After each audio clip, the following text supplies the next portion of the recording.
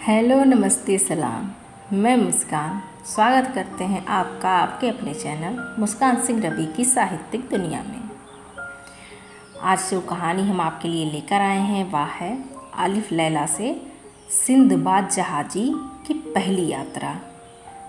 कहानी शुरू करने से पहले यदि आप मेरे चैनल पर नए हों तो मेरे चैनल को सब्सक्राइब कर लें, बेल आइकन को प्रेस कर लें, जिससे कि मेरे चैनल पे आने वाले वीडियो के नोटिफिकेशन सबसे पहले आपको मिल सके। आइए शुरू करते हैं आज की अपनी कहानी।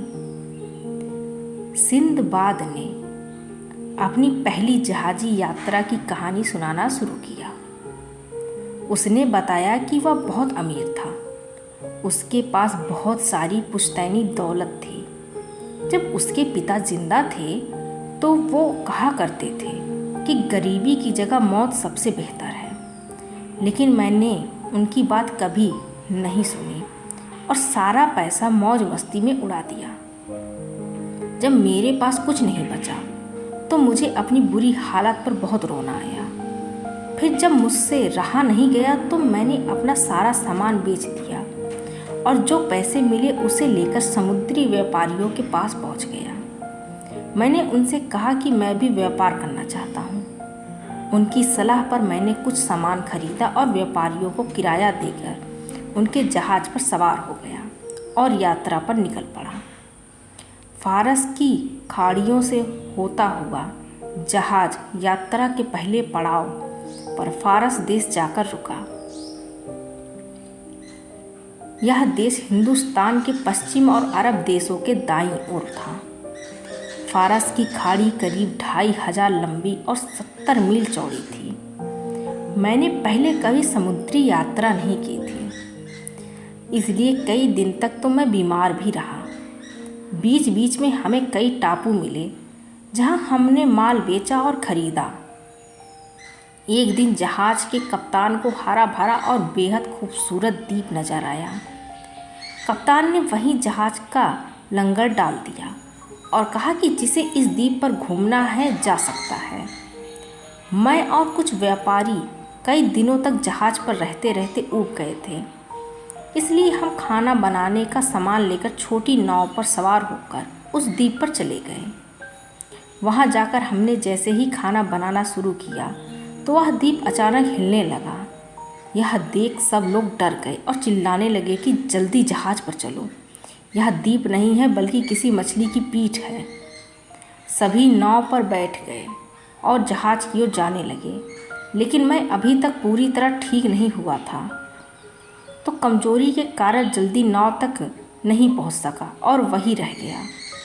वही मछली जो खाना बनाने के लिए जलाई आग की वजह से जाग गई थी, उसने पानी में गोता लगा दिया और उसके साथ मैं भी समुद्र में गोते लगाने लगा। मेरे हाथ में एक लकड़ी थी जिसे मैं आग जलाने के लिए लाया था। बस मैं उसी के सहारे तैर रहा था, लेकिन मैं जब तक जहाज तक पहुंचता तब तक जहाज वहां से जा चुका था। मैं पूरे एक दिन और एक रात तक उस समुद्र में तैरता रहा। मैं इतना थक चुका था कि और तैरने की शक्ति मुझ में नहीं बची थी। मैं बस डूबने ही वाला था कि तभी एक बड़ी समुद्री लहर आई और उसने मुझे उछालकर किनारे पर फेंक दिया। वह कोई आम किनारा नहीं था बल्कि ढलान वाला था। मैं किसी मुर्दे की तरह नीचे ज़मीन पर जा गिरा। अगली सुबह जागकर मेरी आँख खुली तो भूख के कारण मेरा बुरा हाल था। मुझ में इतनी शक्ति भी नहीं बची थी कि मैं अपने पैरों पर खड़ा तक हो सकूं। बस इसी तरह अपने शरीर को घसीटता हुआ आगे बढ़ रहा था। कुछ दूर जाने पर मुझे एक झील नजर आई। मैं झटपट वहां पहुंचा और जी भरकर पानी पिया। झरने का पानी बहुत मीठा था, जिसे पीकर मेरे बेजान शरीर में कुछ जान आई। उसे झरने के पास पेड़ों पर मीठे फल भी लगे हुए थे। उन्हें खाकर मैंने अपना पेट भरा। इसके बाद मैं बाहर निकलने का रास्ता ढूंढने लगा। अभी मैं रास्ता तलाश ही रहा था कि मुझे एक सुंदर सी घोड़ी दिखाई दी जो खूंटे से बंधी घास खा रही थी। वहीं पर जमीन के नीचे कुछ लोगों की आवाज़ सुनाई देती थी। कुछ ही देर में एक आदमी बाहर निकला और मुझसे पूछने लगा कि मैं कौन हूँ और यहाँ क्या कर रहा हूँ। मैंने उसे अपनी आप बीती सुनाई तो मुझे तहखाने में ले गया। वहाँ और लोग भी थे। मैंने उनसे पूछा कि तुम लोग इस वीरान द्वीप पर क्या कर रहे हो। उन्होंने मुझे बताया कि वो लोग सिपाही हैं। इस द्वीप का मालिक साल में एक बार सभी घोड़ियों को यहाँ भेजता है, जिनका मिलान दरियाई घोड़े से करवाया जाता है। फिर इन घोड़ियों से बच्चे होते हैं। राज परिवार के सदस्य उनकी सवारी करते हैं। हम घोड़ियों को यहाँ बांध कर नीचे छुप जाते हैं, क्योंकि दरियाई घोड़े मिलने के बाद घोड़ी को मार देते हैं। इसलिए हम यहाँ छुपकर बैठते हैं ताकि दरियाई घोड़े इन्हीं मार न सकें। सैनिकों ने बताया कि कल हम लोग राजधानी लौट जाएंगे। मैंने उनसे कहा कि मैं भी तुम लोगों के साथ चलना चाहता हूँ, क्योंकि यहाँ से मैं अपने देश वापस नहीं लौट सकता। इसी बीच वहाँ एक दरियाई घोड़ा आ गया। उसने जैसे ही घोड़ी को मारने का प्रयास किया, सिपाही दौड़ते हुए बाहर गए और उसे वहाँ से भगा दिया। दूसरे दिन सारी घोड़ियों के साथ हम सभी राजधानी पहुँच गए। वहाँ उन्होंने मुझे एक बादशाह के सामने पेश किया। राजा के पूछने पर मैंने उनको अपनी सारी कहानी बताई। यह सुनकर उन्होंने अपने सेवकों को आदेश दिया कि मेरी खूब सेवा की जाए।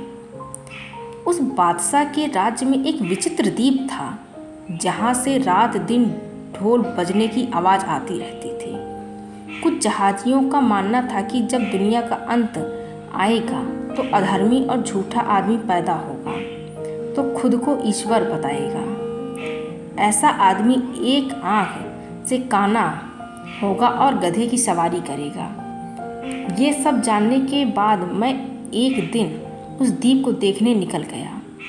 रास्ते में मुझे समुद्र में बहुत बड़ी बड़ी मछलियाँ नजर आईं। कुछ तो 100-100 हाथ जितनी लंबी थी तो कुछ 200 हाथ जितनी लंबी थी।